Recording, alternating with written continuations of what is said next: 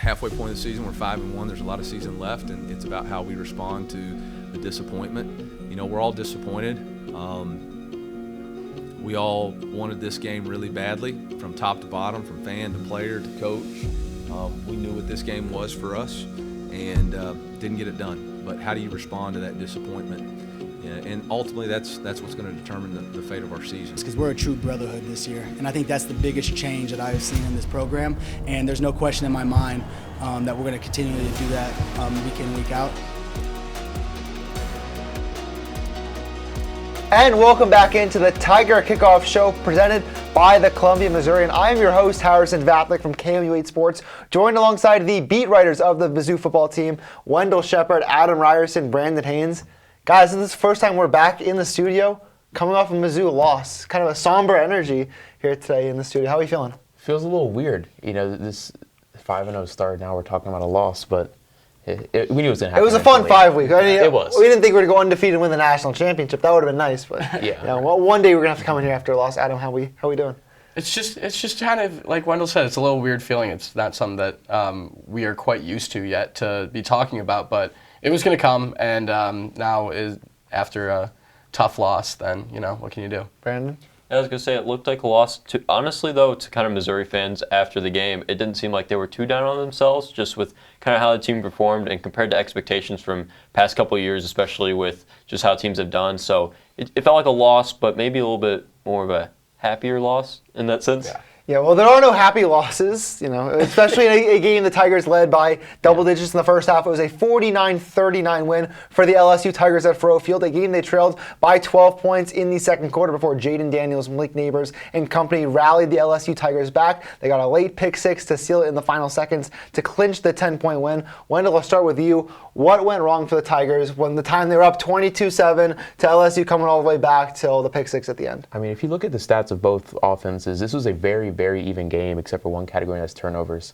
I think that was ultimately the difference. We talked before the show about how Brady Cook's first half interception, Mizzou was driving, had an opportunity to go up 3 scores, get the ball back after the half. Brady Cook throws his first interception of the season. I think that's kind of the beginning of the downfall of this game, and then obviously the 2 turnovers late in the fourth quarter seal the deal for LSU. But I think turnovers is what hurt you, and you didn't force any, and that's ultimately what changed the tide. And we knew Brady Cook's, 366 passes without an interception. We knew that streak wasn't going to last forever, but it feels like the one that he threw to Harold Perkins came at a bad time because they were trying to go up 3 scores at that point in the first half and really, hammer in this LSU team. And then it could let them back in the game. It was 22-17, and it was on from there. Adam, what do you think went wrong for the team Saturday? For me, it was the defense. I think that I talked about it before on the show, is Mizzou's defense has done just enough to win games, and they tried to do that same thing today, and it came back to bite them. They were not able to make the correct adjustments, in-game adjustments, halftime adjustments, to counter what Jaden Daniels was able to do to them. And he was making plays time after time, finding open receivers when Missouri started playing more of a soft zone and trying to just limit what the offense could do. They weren't able to have an answer for Jaden Daniels scrambling in the pocket or finding big plays to his receivers.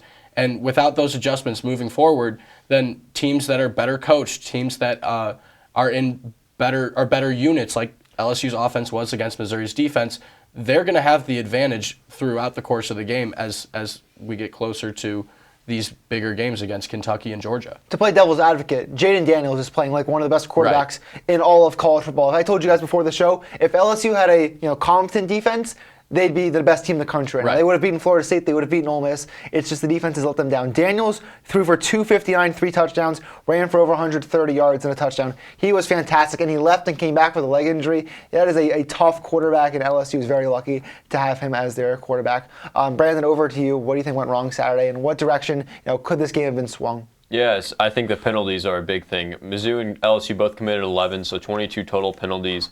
And I think the ones that kind of stick with Missouri fans the most is kind of the timing of when those penalties hit. The snap infraction, obviously, on that final real drive there, that Mizzou had a chance to kind of come back and make a stab back into the game. And Connor Tollison, just an infraction that they've had multiple times over and over again.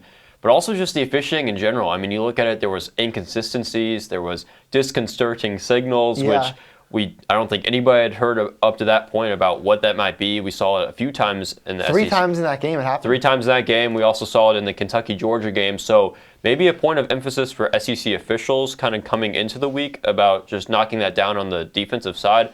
But I think the ones that will stick with Mizzou the most are kind of the face mask call that should have been called late in the game there. Would have given Mizzou an automatic first down with that personal foul, but obviously didn't. And then on the opposite side, though, LSU did get some calls that were against them as well. The false start at the goal line there by Mizzou that could have pushed them back. Now, LSU's red zone defense not that strong, so who knows what impact that would have made. But I think the officiating as a whole for an SEC game, and that it just made it so much more sloppy. And it just felt like it wasn't a very clean game on either side with that officiating. Real fast and the disconcerting signals. I don't think I've seen that 3 times in a football game ever watching. My guess is it was a scouting thing. That LSU scouting team, saw this was something of Missouri and, probably pointed that to the officials because then one was called on LSU later in the game. Yeah. And that's just a guess. Kentucky in their game also mentioned something to the officials before the game, as we were told on the broadcast. So I'm assuming it had something to do with that too. But it's just weird just that it came out of nowhere, it seemed, and there were 3 of them. And it happened 3 times. And it all happened in big situations, it seemed, in the red zone and everything like that. Yeah, and it wasn't all bad for Missouri. 39 points, I think, was a season high that they've scored on offense. Brady Cook threw for a career high for, I think, the 3rd or 4th straight game. 411 yards is what the total said earlier today. What are some positive takeaways you have from Saturday's game, Wendell? I think a lot of people are going to point to Brady Cook's turnovers, but he still had another great day. I said last show he was going to break 400 yards for the first time. He did that. Nice bold prediction. Thank you. But the offense was still great. You had three guys go for over 80 yards receiving, 80 yards or more receiving. You were still moving the ball really well, and this is, just finding silver linings. This is the best offense you're going to face all year, and you hung with them yardage-wise. Just the turnovers kept you from scoring, but this offense can hang with anyone, and I think going forward you can outscore anyone if the defense can do its job. Receivers had another awesome game. Luther Burden, 11 catches, 149 yards. Wease had a touchdown. Mookie Cooper caught 7 passes. We've talked about it all season long. The strength of this team is in its receivers. How do you think they played on Saturday? I think that they did everything that they should have done to win the game. And even in the first possession of the Missouri possession of the game, Theo Wease dropped the touchdown pass. 2 plays later, he catches a touchdown pass and makes up for his falls. On the same play? Yes, the same exact route pattern, the same everything, and same ball, and he catches it, brings it in for a touchdown. I think Mookie Cooper had a great day. Both him and Theo Wease, while as good of route runners and everything that they are, they're very underrated at making the first guy miss. Both of them are able to get extra yards and have done it throughout the year, especially Wease. And it came up big for Missouri when they were able to get a couple of first downs that they needed to get. And then Luther Burden's Luther Burden. He's him. He's arguably the best receiver in the nation, and every game he just keeps making a better and better point to do it. And he was just tearing up the LSU defense that really had no answers for him. So, and even on the last drive, we watched the play earlier today, the 2nd and 1 before the Connor Tollison snap. They were trying to force it to him, already driving with a chance to win the game. That pass honestly may have been intercepted, looking at the replay of it.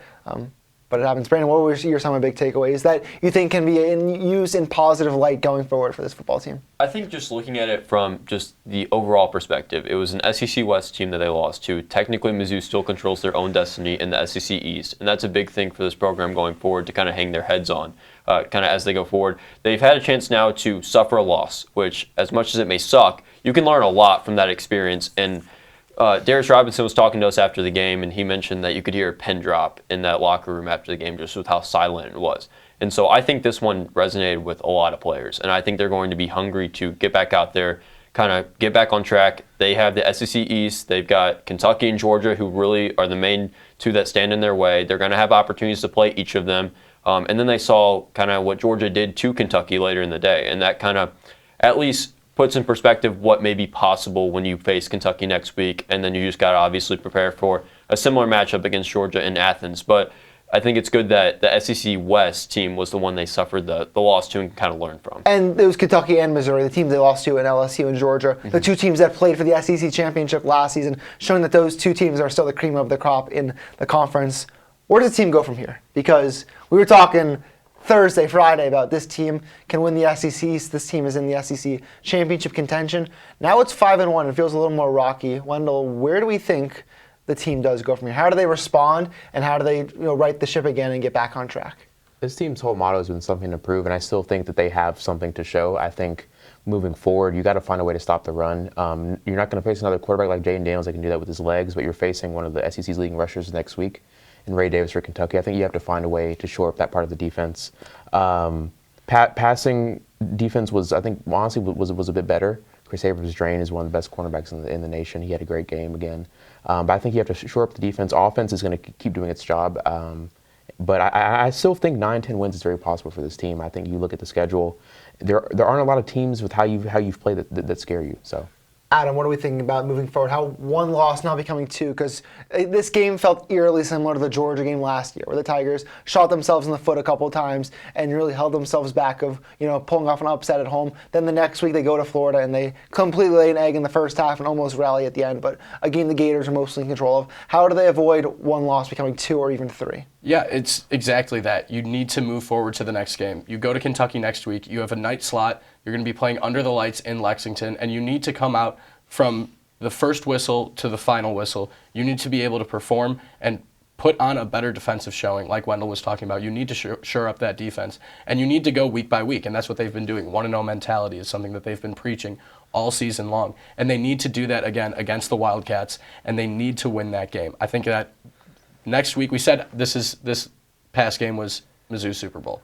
This is now Mizzou's Super Bowl. They need to win this game if they want to stay in SEC East contention. Because if they lose to Kentucky, then, and even if they beat Georgia, they're going to need Georgia to drop another game to have a chance to win the East. So they need to come out with a win coming out of Lexington, and they need to put on a performance to show that they do still have something to prove. Brandon, you've been our hype guy all season long. Tell the audience why they should feel good about Missouri football going forward. And then this is just one loss, and they're going to right the ship, and everything is going to be sunshine and rainbows. I don't know if it'll be sunshine and rainbows, to be completely honest, but I will say you can hang your hat on kind of what Wendell said earlier, the offensive performance. I mean, if you're able to hang with LSU, who's got a top-notch offense, you obviously got something there. And Brady Cook keeps improving game by game. He keeps more yardage, more explosive plays, just those kind of situations. I think the biggest thing for Mizzou, though, going forward, is you got to look at the injuries and just kind of make sure players get healthy. They have a late bye week kind of just with it coming after South Carolina's, but it'll come before Georgia, so you'll have an opportunity there. But you kind of got to get healthy. There's a banged-up defensive line that kind of just needs a little time to get back to strength. Yep. And you got obviously some other players who have dealt with injuries in the past. You've had Brady Cook, who actually went to injury 10 on Saturday, wasn't talked too much about. We didn't hear an injury concern after the game, but that's something just to keep an eye on. You got guys who are potentially injured, just have nagging injuries that you got to wait and make sure that obviously they can go out and perform. And I think that'll be the biggest thing in determining whether they can kind of continue the success or not. Real fast, we'll do our Kentucky preview later this week and talk all about that game. What's one thing, already looking ahead to next Saturday, that matchup, that Missouri's going to have to do well? Like I said earlier, you're going to have to stop the run. Ray Davis is a great rusher, and I think if you slow him down, you have a good day. Adam? I think you need to be able to contain Devin Leary and get pressure to him early and often. If you make him make indecisive throws, he's shown that he can be inaccurate at times, and I think that they can find a good amount of turnovers that they can force if the pass rush is able to get there. Brandon? You got to start strong. It's in Lexington. You got to come out. You got to score on your first possession. Probably just got to make a point of emphasis to stop Kentucky on their first one, and from there you just got to build upon it and not let the momentum flip in the other side like it did Saturday. Well, that is just a taste of what our show will look like later this week when we will preview Missouri at number 24 Kentucky from Lexington. Thank you for tuning in. We'll see you later this week on the Tiger Kickoff Show.